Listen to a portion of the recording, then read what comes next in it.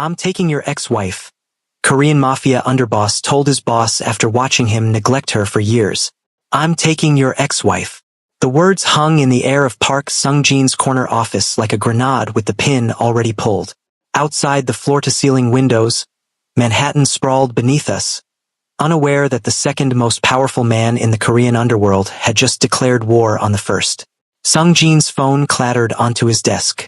His eyes, those calculating, ice-cold eyes that had ordered things I would never speak of, locked onto mine with an intensity that would have made most men step back. I didn't step back. Say that again, he said, voice dropping to that particular register that meant someone was about to have a very bad day. Selena. I used her name deliberately, watched his jaw tighten. I intend to pursue her. I'm informing you as a matter of professional respect. Not asking permission. The distinction landed exactly as I meant it. But I'm getting ahead of myself. You need to understand how we got here, how I, Han Ji-hoon, underboss to the most dangerous man on the East Coast, ended up standing in his office at 7:45 a.m. on a Tuesday morning, calmly announcing my intention to claim the one thing he'd thrown away. Started 4 years ago. Or maybe it started 93 days ago when the divorce papers were signed. Or maybe, and this is the truth I hadn't admitted until that morning, it started the very first time I saw her. 4 years earlier. The charity gala was the kind of event where money and power wore tuxedos and pretended to care about art. I was there because Sung-jin was there, and I was always where Sung-jin was. That was the job. What wasn't the job was noticing the woman in the emerald dress orchestrating everything from the shadows. She moved through that ballroom like water, redirecting a lost guest here, signaling a waiter there, adjusting a flower arrangement with one hand while confirming something on her headset with the other. Event planner, I learned later. Selena Hart, 27 years old, self-made, brilliant at reading a room and giving it exactly what it needed. I watched Sung-jin watch her from across the ballroom. Watched the exact moment he decided she would be his. Sung-jin didn't fall in love. He acquired. And he was very, very good at it. 6 months later, she had his ring on her finger and a new last name. Park Selena, director's wife. The most invisible position in our entire organization. I watched that light in her eyes dim over 4 years. Watched her learn to make herself smaller, quieter, less. Watched her become a ghost in her own marriage. The night I knew I was in trouble, the night I knew I'd crossed a line I could never uncross, was their second anniversary. I'd come to drop off documents Sung-jin needed to sign. The door was unlocked. I let myself in the way I always did, and stopped dead in the kitchen doorway. She'd set a table, candles, wine, food that had clearly been prepared hours ago and left to go cold. She stood at the window with her back to me, shoulders tight, staring out at nothing. She didn't know I was there. The way she looked in that moment.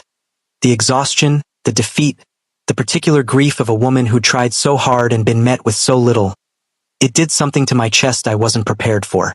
I left the documents and went. Never mentioned what I'd seen. But I started paying attention after that. Really paying attention. The way she held her left shoulder higher when she was managing something difficult. The way her smile never quite reached her eyes anymore when she was beside Sung-jin at events. The way she'd excuse herself from conversations and stand alone by windows. And the look on her face in those unguarded moments would make something tighten behind my ribs. I never approached her. Never crossed that line. There were rules and I'd built my entire life on following them. Then came the divorce. 93 days ago. He's having you served with papers this afternoon. I told her myself. Against protocol. Against every rule.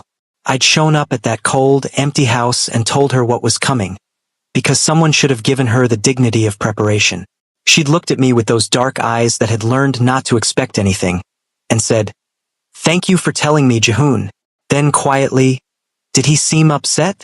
That question. That fucking question. After 4 years of neglect, she was asking if her husband was upset about divorcing her.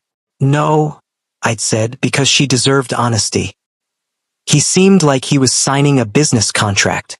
Something had shifted in her face. Not pain. Something colder. The look of a woman who'd finally stopped hoping. "Then I suppose that's what it was," she'd said. She'd signed the papers the same day. Moved out within a week. Sung Jin had given her a midtown apartment in the settlement, his version of generosity, which was just another form of control. The building had security, his men. He'd let her go but kept the leash on. For 93 days I told myself to stay away. For 93 days I failed. Back to the office. You've lost your mind, Sung Jin said, standing now, that old territorial instinct moving through him. Possibly. I kept my voice level. It doesn't change my position. She is my ex-wife. Each word precise, separated. You understand what that means. I understand exactly what it means. Something cold moved into my voice. It means you had 4 years with a woman who would have given you everything, and you gave her nothing. It means she set a table for your anniversary, and you came home at 10:40 p.m. like it was Tuesday. It means you signed divorce papers without taking the morning off work. His eyes narrowed. How long? Long enough to know that what you did with what you had was a waste. The word landed like a sentence. Sung Jin moved around the desk, stopped close enough that the challenge was unmistakable. We'd built an empire together. 11 years. He'd trusted me with everything that mattered in his world. Except this apparently. If you do this and it creates a problem, I will handle it. I met his gaze without blinking. Efficiently. Without becoming your problem. Pause. But I will do it. For a long moment we stood at the edge of something that couldn't be untouched. Then he turned away. Saturday. Picked up his phone with deliberate motions. Don't make it untidy. I straightened my jacket. I never do. At the door I stopped. Turned back. One more thing you should know, I said. I didn't just start paying attention after the divorce. His head came up sharply. I've been watching her for 4 years. Every event. Every dinner. Every time she stood alone by a window because you were too busy to notice she was there. I let that sit for exactly 3 seconds. The difference is, now I'm going to do something about it. I walked out before he could respond. Behind me, I heard something hit the wall. That evening, the knock came at 9:30. 3 measured strikes. Not casual. The knock of someone who knew I was home and wasn't uncertain about being there. I looked through the peephole and my pulse did something complicated. Han Ji-hoon. I knew him the way a director's wife knows the underboss. Professionally, from a distance, through years of careful words at the same tables. He'd always been courteous. Formally courteous. But he'd always looked at me. Really looked. Like I was actually there. I opened the door. He stood in dark clothing. City light from the hallway window falling across his face. And something in his expression made my breath catch. Not the professional mask I was used to. Something else. Something that looked almost like relief. Selena. The way he said my name, like he'd been practicing it internally for a very long time. Ji-hoon. I kept my voice steady. This is unexpected. May I come in? Not quite a question. I stepped back before I'd decided to. He entered and stood in my living room, his dark eyes cataloging everything. The unpacked box in the corner, the blanket on the couch, the muted documentary about birds on the screen, the tea mug I'd abandoned.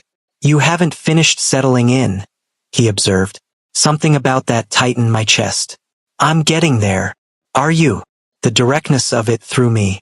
Sung Jin had stopped asking me questions that expected honest answers years ago. What are you doing here? I folded my arms. Did Sung Jin send you? Something moved in his expression. No. Then. I spoke with him this morning. Told him I intended to come to you. I stared. You told him. I don't do things without saying what I'm doing. 4 years of unspoken things in my marriage. And this man had walked into his director's office and announced himself. That must have been an interesting conversation. It was necessary. He still hadn't moved closer, and I noticed that, the deliberate distance, like he understood exactly how much space I needed. You've been out of that house for 3 months. You still look like someone who hasn't exhaled. The observation landed somewhere I hadn't protected. You don't know me well enough. You hold your left shoulder higher when you're managing something difficult. Not an interruption. A continuation. You do it at dinner tables when conversations run thin. Every time Sung Jin was late. You've done it since the divorce. His eyes held mine. You're doing it right now. The room went very quiet. I became aware of my own breathing, which had shifted without my permission. What do you want, Jihoon? He closed half the distance between us. Not crowding, just present. To have a conversation, a real one, without performance, without anyone deciding what you're allowed to be. His voice dropped half a register. You're a woman worth knowing, Selena. I've believed that for a long time. I'd like to find out if you're willing to be known. The words reached something deep and undefended. I looked at the careful stillness of him, the way he watched me with something that wasn't pressure, just patient, absolute attention. A conversation, I repeated. To start. I don't know very much about you. I know. No apology. That's the point. Something in me stopped bracing. There's cold tea, I said finally. And birds on mute. The almost smile that crossed his face was worth everything. I don't mind birds. We talked for 4 hours. Real conversation. The kind I'd forgotten existed. He asked about the music I'd stopped listening to. A playlist I'd deleted in year 2 because Sungjin found it too loud. He asked follow-up questions. Remembered what I'd said and referenced it later. I told him about my event planning career, the slow disappearance of work I'd loved, absorbed into managing a household that only required me to be presentable. He listened with a stillness that said he understood what it cost to give up the thing you were made for. He told me about his sister, younger, lung cancer 3 years ago, 27 years old. The way he spoke about it, carefully like organized grief, made me understand why he did everything with such precision afterward. I stopped tolerating waste after that, he said, looking directly at me. Of time. Of what people could be to each other if they tried. When he left, he paused at the door. Same time Saturday if you want. The offer hung there. No pressure. Just possibility. Yes, I said before I'd finished thinking. Something warm moved through his expression. Then he was gone. I stood at my window for a long time after, pressing my palm against the glass, feeling something small and cautious wake up in my chest. The next morning, Sungjin called at 11 a.m. He came to see you. I didn't pretend. Yes. Silence. Long and unplanned. And I looked out at the city and thought about 4 hours of real conversation. About being seen. About the way Jihoon had paused at the door. Sungjin. I kept my voice even. We're divorced. He said nothing. Whatever Jihoon and I are or aren't, that's between us. Pause. You had 4 years to be curious about my life. Think carefully about whether that's where your attention belongs now. More silence. He's my underboss. Something complicated underneath the words. I know what he is. Quietly now. The question is whether you know what I am. I ended the call. Set the phone down. Stood in the particular stillness of a woman who'd said something irreversible and found she didn't want to take it back. Then I picked up my phone and texted the number I'd saved last night. Saturday works. His response. I know a place. Dress warmly. I stared at those words longer than rational, feeling something that had been very still for a very long time begin to move. Saturday evening. The black car pulled up at exactly the agreed time. Jihoon stepped out looking like a man who'd decided something and organized his entire self around it. He saw me through the lobby window, and his expression changed. Not assessing anymore. Just unguarded acknowledgement. I pushed through the door into October cold. You came, he said. You're surprised. Almost warm. No. But I'm glad. He opened the car door. I slid in. As the city moved past the windows, I was aware of him beside me, of the space between us that was less than it had been and more than it would eventually be. We drove for 20 minutes. Out of Manhattan. Into Brooklyn. Quieter streets. Where are we going? I finally asked. Somewhere I want you to see. The car stopped in front of a renovated brownstone in Park Slope. Warm light glowed from the windows. Not commercial. Residential. Jihoon got out, came around, opened my door. What is this? I asked. He looked at me with those dark, steady eyes. Your building has Sungjin's security. His men. His eyes. He gestured to the brownstone. This doesn't. I bought it 2 months ago, after the divorce was finalized. My heart did something complicated. Why? Because I knew, he said simply, that eventually I would stop being able to stay away, And when that happened, I wanted there to be a place where you could exist without anyone watching, without anyone reporting back. Somewhere that was actually yours. I stared at him. 2 months ago. Yes. Before you came to my apartment. Yes. You bought an entire building. I bought you freedom, he corrected. Whether you choose to use it with me or not. The building is in a trust under your name. Papers are inside. No strings. No conditions. Something cracked open in my chest. Jihoon.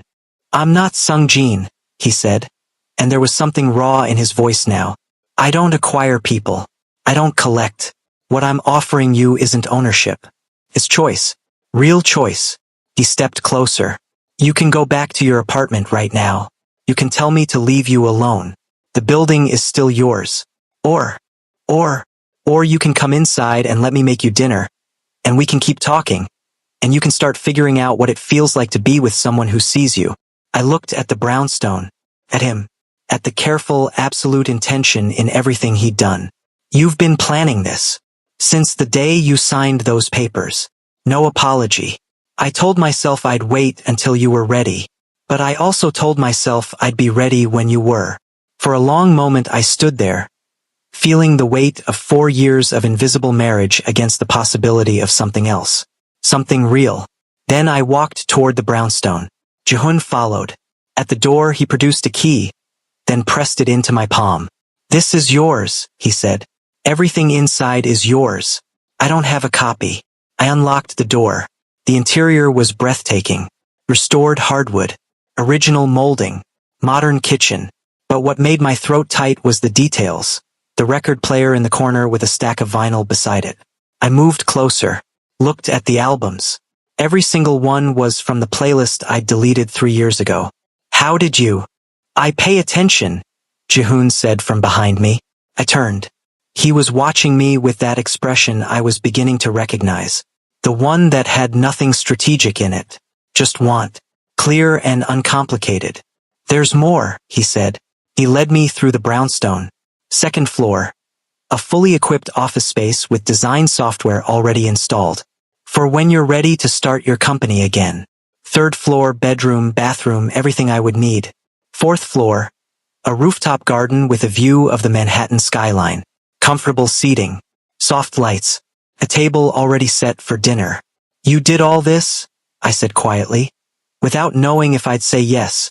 I did all this, he corrected. Because you deserved it whether you said yes or not. I turned to face him. He was close now. Closer than he'd let himself be before. I spent 4 years invisible, I said. You're asking me to believe I'm not anymore. I'm not asking you to believe anything. His hand came up, hesitated near my face, waiting. I'm asking you to let me prove it. I closed the distance. His hand curved against my jaw, warm and certain. And when he kissed me, it was nothing like being acquired. It was being chosen. Fully. Completely. By someone who'd been choosing me in silence for 4 years and was finally allowed to say it out loud. When we broke apart, his forehead rested against mine. Stay, he said. Not a demand. A hope. Tonight. As long as you want. I looked at the Manhattan skyline. At the space he'd created. At the man who'd given me freedom before asking for anything in return. Jihoon. Yes. I want the tour of the kitchen. And then I want you to teach me what else I don't know about you. The smile that broke across his face was worth every second of the 4 years it took to get here. 1 week later. Park Sung-jin sat across from his head of security. Lee Min-ho. A man who'd been with the organization for 15 years and knew when to speak and when to stay silent. Right now, he was speaking. She hasn't been back to the Midtown apartment in 6 days. We've tracked the car to Brooklyn 3 times, but whoever set up the security on that brownstone knew exactly what they were doing. Our systems can't penetrate it. Sung-jin's jaw tightened. Jihoon's work. Yes, sir. And the building's ownership? Trust. Her name. Purchased 2 months ago. 3 days after the divorce was finalized. Min-ho paused. He planned this. Sung-jin stood, walked to the window. Manhattan spread below him, the empire he'd built visible in every direction. And somewhere in Brooklyn, in a brownstone he couldn't touch, was the woman he'd let slip away and the man who'd been patient enough to wait for her. Sir, Min-ho said carefully. There's something else. Sung-jin turned. There's been talk, among the men, about Ji-hoon's decision. What kind of talk? Some see it as loyalty to you, that he informed you directly rather than hiding it. Min-ho shifted.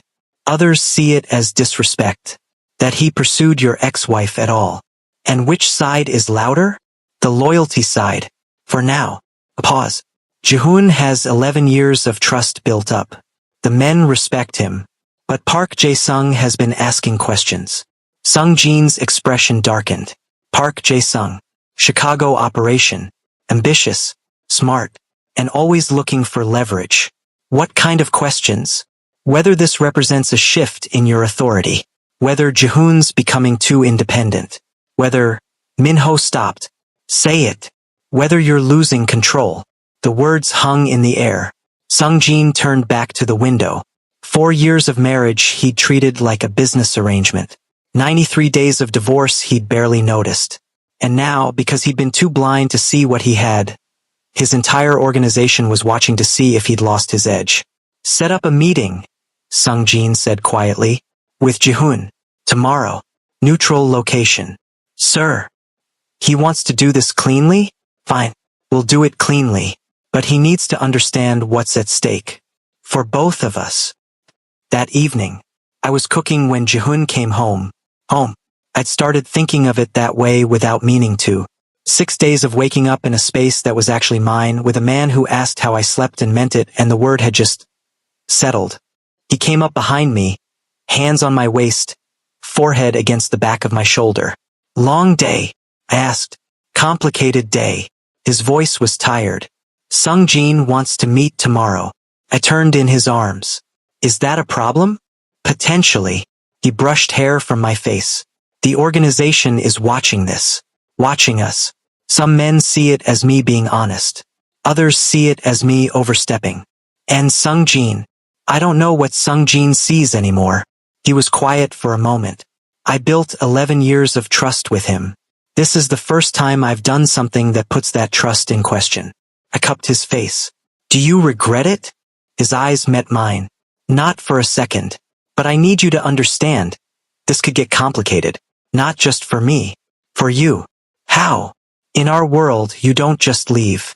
And you don't just take something that belonged to someone else, even if they didn't want it anymore. There are men who'll see you as leverage against me. Or against Sung-jin. His hands tightened on my waist. I can protect you. I will protect you. But you need to know what you're in the middle of. I looked at this man who'd bought me a building, who'd filled it with records from a deleted playlist, who'd given me freedom before asking for anything in return. I'm not afraid of complicated, I said. I'm afraid of invisible. And with you, I'm not invisible anymore. Something moved through his expression. Relief. Gratitude. Something deeper than both. I don't deserve you, he said quietly. You're the only one who ever saw me. I kissed him. That's all the deserving you need. The next day, the restaurant was in Tribeca.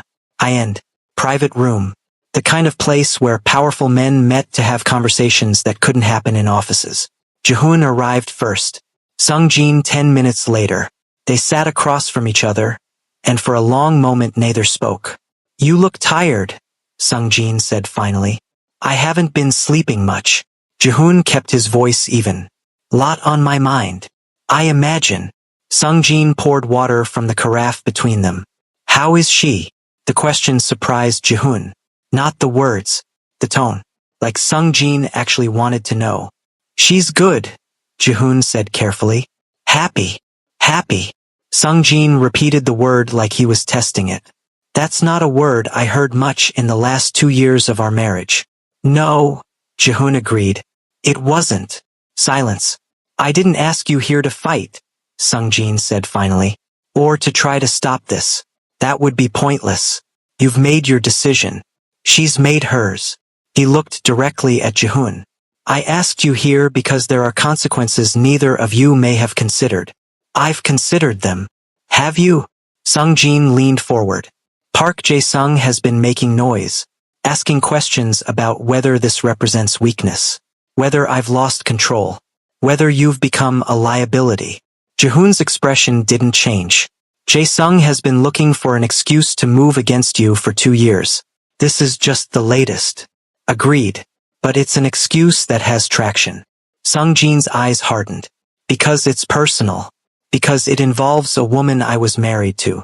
Because every man in the organization knows that in our world, you don't do this without consequences. What are you saying? I'm saying that if I don't respond, I look weak. And if I look weak, men like Jae-sung will push hard. Sung-jin paused. But if I do respond, if I come after you or her, then everything we've built for 11 years falls apart. Jihoon was very still. What do you want? I want to know if she's worth it. Not angry, not accusing, just direct. I want to know if what you have with her is real enough to survive what's coming. Because Jae-sung won't stop with questions. He'll escalate. And when he does, she becomes a target. I can protect her. Can you? Sung-jin's voice dropped. Can you protect her and run operations and watch her back and maintain loyalty among men who are already questioning whether you've chosen her over the organization? The question landed hard. I chose her, Jihoon said quietly. Because you didn't. Because she spent 4 years being treated like furniture in her own marriage. Because she deserves someone who actually sees her. He met Sung-jin's gaze. But that doesn't mean I've abandoned the organization. It means I've finally chosen something for myself. And if men like Jae-sung have a problem with that, they can bring it directly to me. Sung-jin studied him for a long moment. You love her. Not a question. An observation. Jihoon didn't hesitate. Yes. And she loves you? She's getting there. A pause. She's still learning that love doesn't have to look like what she had with you. The words were a knife, clean and precise. Sung-jin absorbed them without flinching. Then he did something Jihoon had never seen in 11 years. He smiled. Small. Rueful. Almost sad. I fucked up, Sung-jin said simply. I had something real and I treated it like an acquisition. I don't get to be angry that you're not making the same mistake. He stood. But I do get to make sure neither of you pay for my mistakes. What does that mean? It means I'm going to Chicago next week. To have a conversation with Jae-sung about what happens to people who question my authority. Sung-jin pulled on his jacket. And it means you're going to keep Selena safe while I do. No heroics. No unnecessary risks. You stay in Brooklyn, you run operations remotely, and you don't give Jae-sung any ammunition. Jihoon stood as well. You're protecting us. I'm protecting what's mine. Sung-jin's eyes hardened. The organization is mine. You're mine. And even though she's not my wife anymore, no one touches her without going through me first. That's not about love. That's about respect. He headed for the door, then stopped. Jihoon. Yes. Make her happy. Sung-jin didn't turn around. Actually happy. Not the performance version. The real thing. Because if you don't, if you waste what I wasted, I will take issue with that. Then he was gone. Jihoon stood in the empty private room, processing what had just happened. Park Sung-jin had just given his blessing and declared war on anyone who'd threaten it. 3 days later, Park Jae-sung's office overlooked Lake Michigan.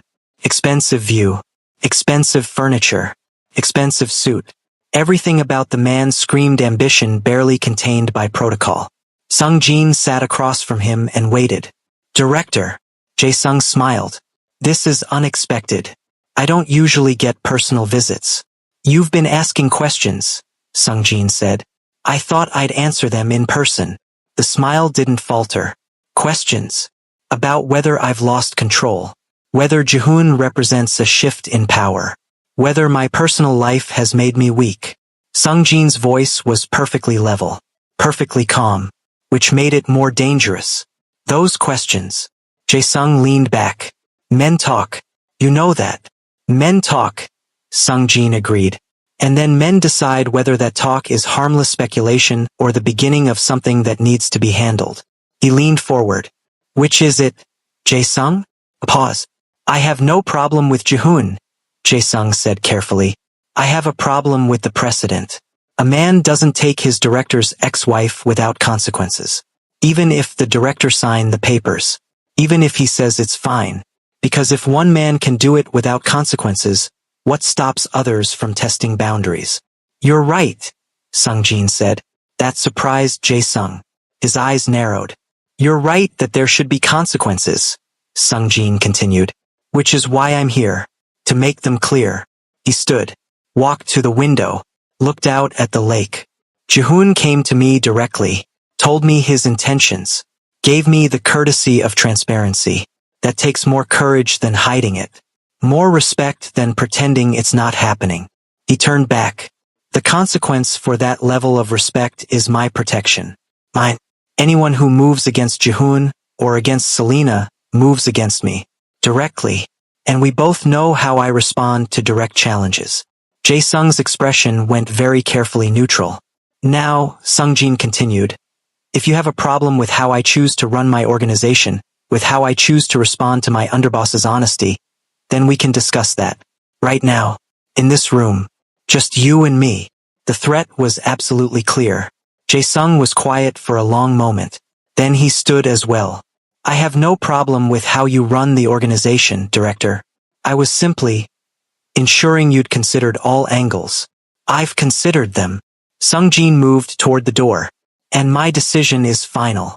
Jihoon has my support. Anyone who touches him or what's his answers to me. He paused at the door. Chicago is a good operation, Jae-sung. You've built something solid here. It would be a shame to lose it over a misunderstanding about where loyalties lie. The message was received. Understood, Director. Sungjin left. In the car on the way to the airport he made a call. It's handled, he told Jihoon. Jae-sung won't be a problem. What did you do? What I should have done 4 years ago. Sungjin looked out at Chicago passing by. I protected something that mattered. That evening, Jihoon told me everything.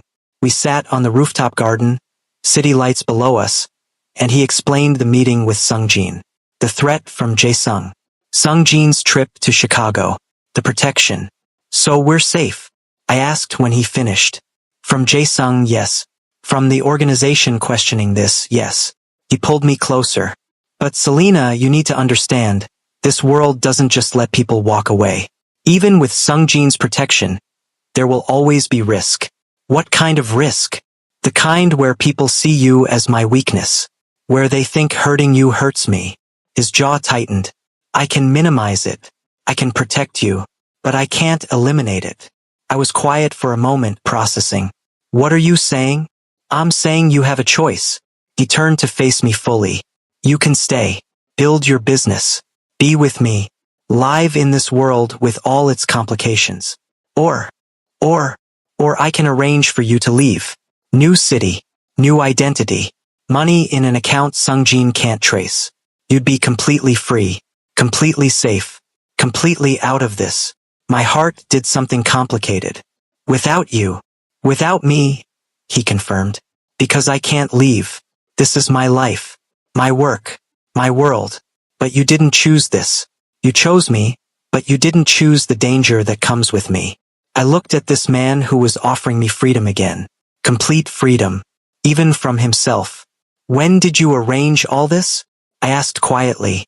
The day after we met at your apartment. Before I bought this building. Before I made any promises. He cupped my face. Because the first thing I learned about you was that you'd spent 4 years in a cage. I wasn't going to build you another one. Even if the cage was with me. Something in my chest cracked open completely. You would let me go. I would hate it. His voice was raw. It would destroy me.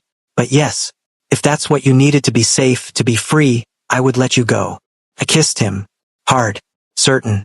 I'm not going anywhere, I said against his mouth. I spent 4 years playing it safe. Being invisible. Being the appropriate wife who didn't cause problems. I'm done being safe. Selena. I choose you, I said clearly. I choose this. I choose the complications and the risks and the messy reality of being with someone in your world. Because for the first time in years I feel alive. I feel seen. I feel like I matter. Jihoon pulled me against him, forehead pressed to mine. You terrify me, he said quietly.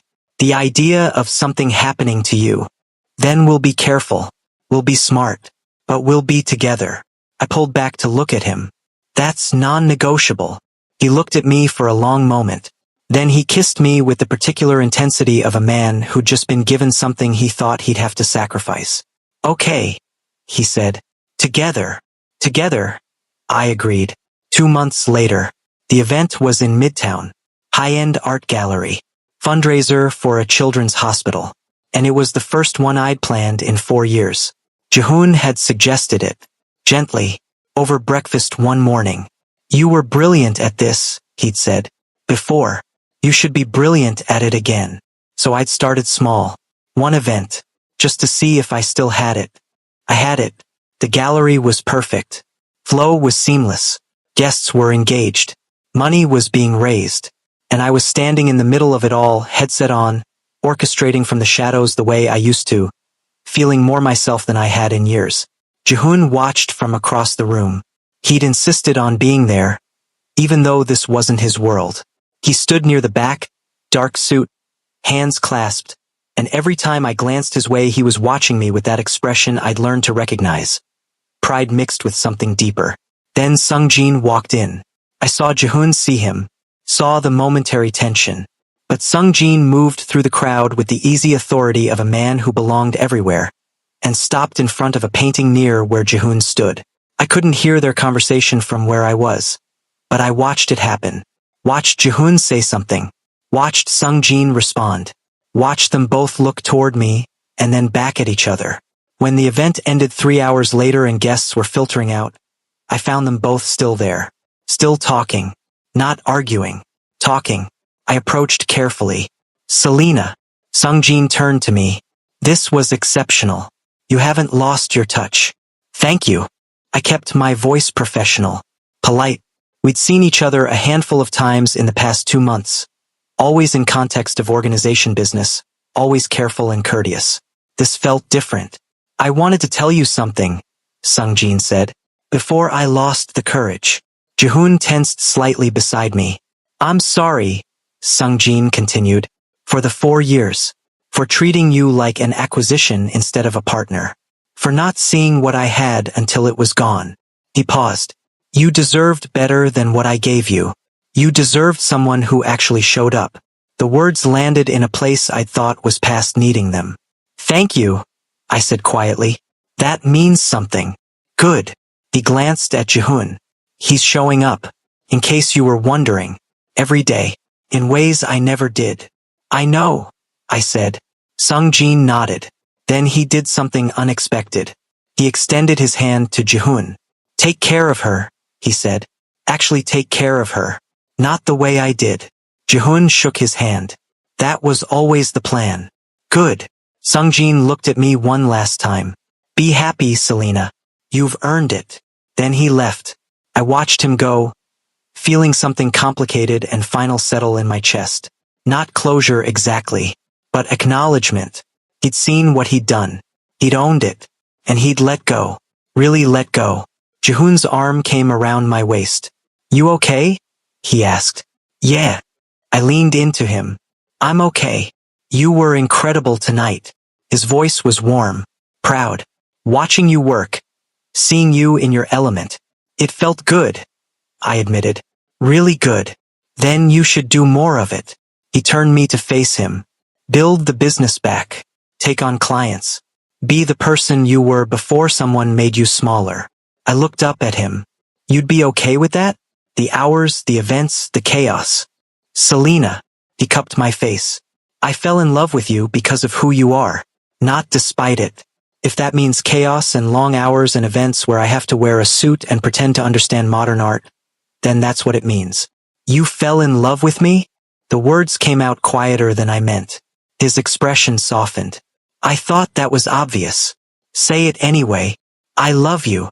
Simple. Direct. Absolutely certain. I have for a long time. I'm just finally allowed to tell you. Something warm and complete settled in my chest. I love you too, I said. In case that wasn't obvious. He kissed me there in the empty gallery, surrounded by art and the ghost of the event I just executed perfectly. And for the first time in years I felt completely, perfectly, entirely myself. Not someone's wife. Not someone's acquisition. Not invisible. Just Selena. Seen. Loved. Free. 6 months later. The business was thriving. I'd taken on 6 clients in 3 months. Word had spread that I was back. And apparently I'd been missed. The brownstone was home. Really home.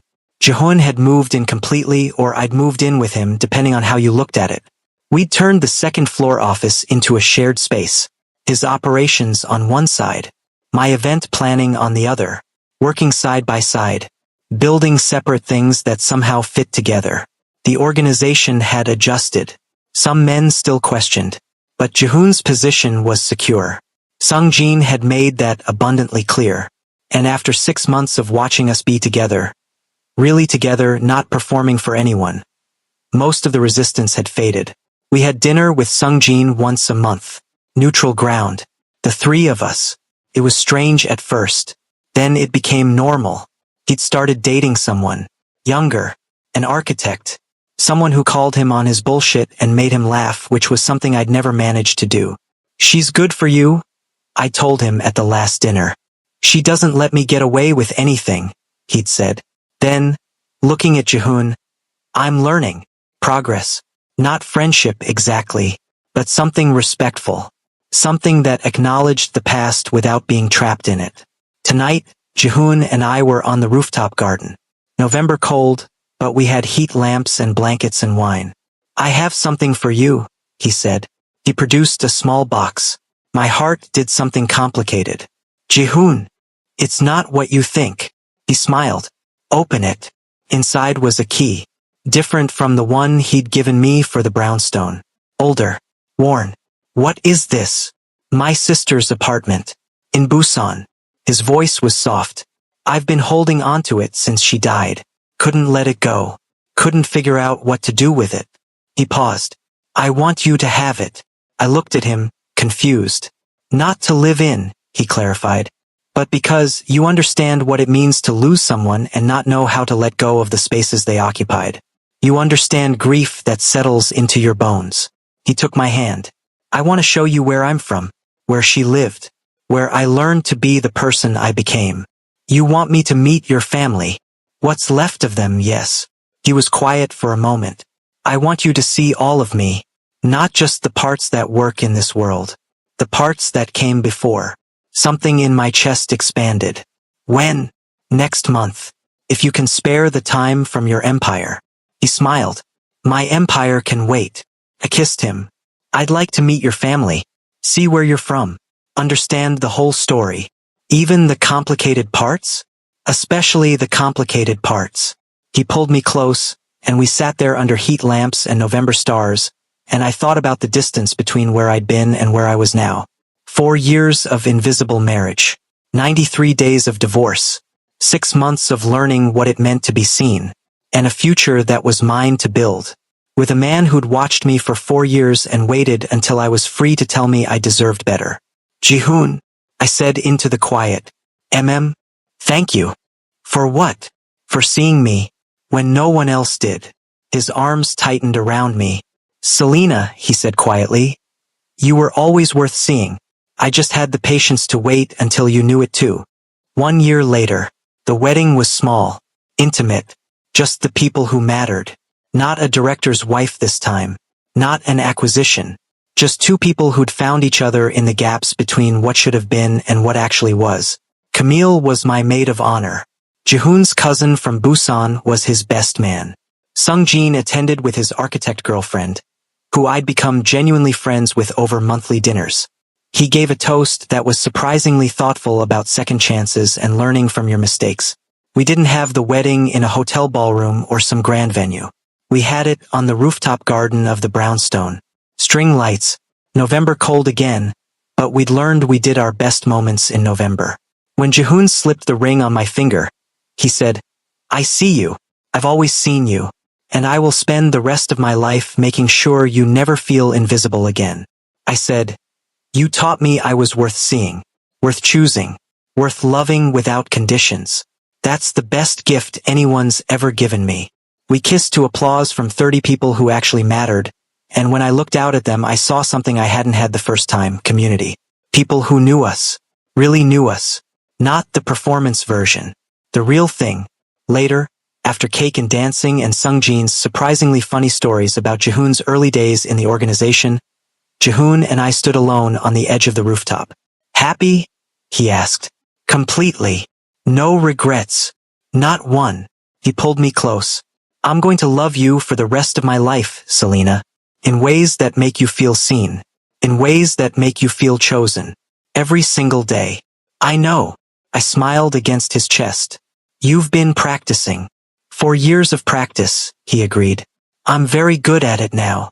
And he was the most dangerous man in the organization, who'd stood in his director's office and declared his intention to claim the woman everyone else had overlooked, who'd bought me a building before asking for a single thing in return, who'd given me freedom and choice, and the particular gift of being genuinely, completely, permanently seen. Some love stories start with a spark. Some start with a glance across a crowded room. Ours started with a man who had the patience to watch and wait, and recognize that the woman everyone else had made invisible was worth starting a war over. And in the end, that made all the difference. If the story made you feel something, if you caught yourself rooting for Selena, holding your breath for Jihoon, or thinking about the kind of love that actually sees you, don't just scroll away. Hit the like button so this story can find people who need it the way you did. Subscribe if you want more stories about power, patience, second chances, and love that refuses to stay invisible. And tell me in the comments, was Jihoon right to wait 4 years, or should he have acted sooner? Your thoughts matter here. I read them. Always.